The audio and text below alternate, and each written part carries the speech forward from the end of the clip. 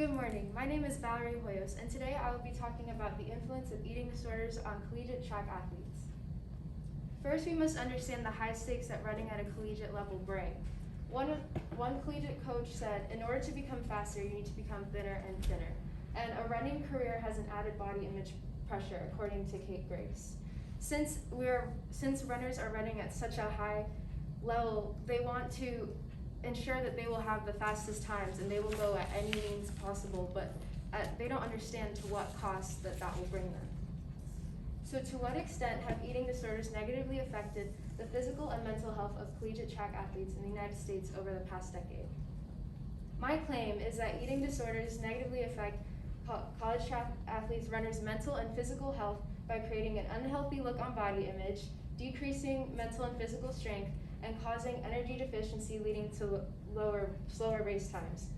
Here is a diagram showing already installed disorder-related programs in American colleges throughout the US. As you can see, the athletic department is under the 20th percentile. My solution is to implement eating disorder prevention programs available to all NSA track athletes. The root of the issue.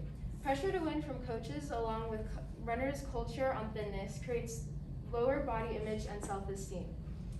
A runner, Mary Kane, who was a record-breaking phenomenon, the fastest girl in a generation, got recruited by the best team known as the Nike Oregon Project. Instead of being an example for women to follow, she became yet another young athlete who got standed out by a win-at-all-cost culture. She states that when someone proposes something you don't want to do, whether it's weight loss or drugs, you wonder, is this what it takes? Maybe it is, and I don't want to have regrets. Your careers are so short. You are desperate. You want to capitalize in your career, but you're not sure at what cost. Here is a diagram comparing the female athlete population to the general female population with two eating disorders, anorexia nervosa and bulimia nervosa. As you can see, it's increased with female athlete population. Eating disorders lead to energy deficiency and decreased bone strength in order to perform at a faster pace. It is also seen in both genders, not just women. 10% of men and 35% of women are at high risk for anorexia nervosa, and 38% of men and 58% of women are at high risk for bulimia. Another physical condition that deteriorates that is specific to the female gender is the female athlete triad, which is an interrelationship relationship between menstrual dysfunction, low energy availability, and decreased bone mineral density. What it does is that it breaks down the body's normal functions that are essential to keep a normal, healthy balance. If a runner can barely walk because their bones are broken from an eating disorder, how can we expect them to run fast on the track? It also affects the mental health of the runners.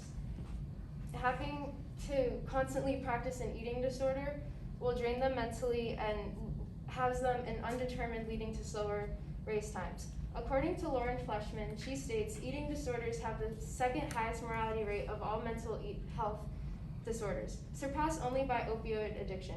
Over 1/3 of the NCAA Division I female athletes exhibit risk factors for anorexia nervosa. They lose the race before they even start because all they can focus on is if they're hitting the weight on the scale rather than if they're running their fastest, because they think that if they can hit that weight, that is what will ensure running their fastest. Here are some NCAA statistics that show that 44.5% do not receive education regarding mental health issues as a college athlete. My solution to this is to establish a healthy body image in sports advertisements by showing what a real body looks like instead of a skinny model running, which isn't what should be shown because that is what we're trying to change with society. And equal gender representation in college coaching staff. So we need more female empower in that department because most of the coaching staff is all male, meaning that female runners don't have someone they can talk to about physical conditions that are specific to them.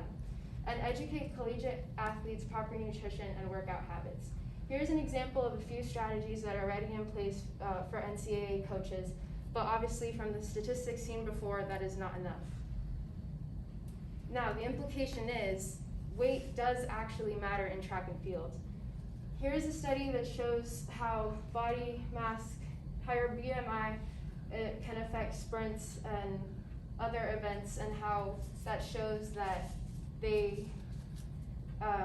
how the math shows that the thinner you are, the faster you're going to run because you have to carry less weight.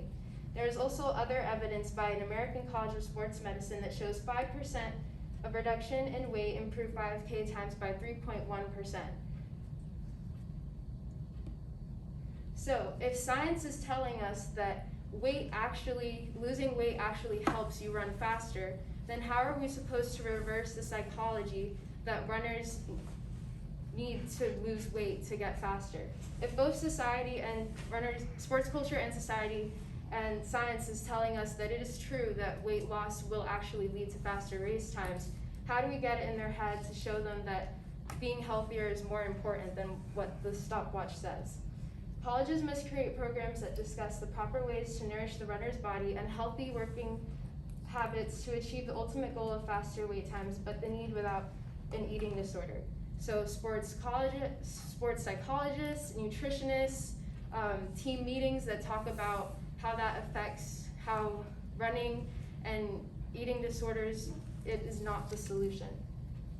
Thank you. Do you have any questions? I do have 2 questions for you. First question, how did you select the strategies you used to gather information when you did your research? Over the course of time being in this class, I learned that more efficient ways to select research are from Google Scholar, academic journals, and I also learned to stay away from biased media, just like cut it out firsthand because that's just a waste of time looking into biased sources. And also that primary accounts, firsthand interviews with the person talking firsthand is good because there's no bias or there's no way to edit what they said. Okay. And if you had more time, what additional research would you have conducted? I would have looked more into the male gender and how eating disorders affect them. There is a stigma that it only affects females, but there's actually a lot of research out there that males have different physical issues with an eating disorder as well, specifically runners and other athletes. So I definitely look into both genders more, but specifically more the male gender.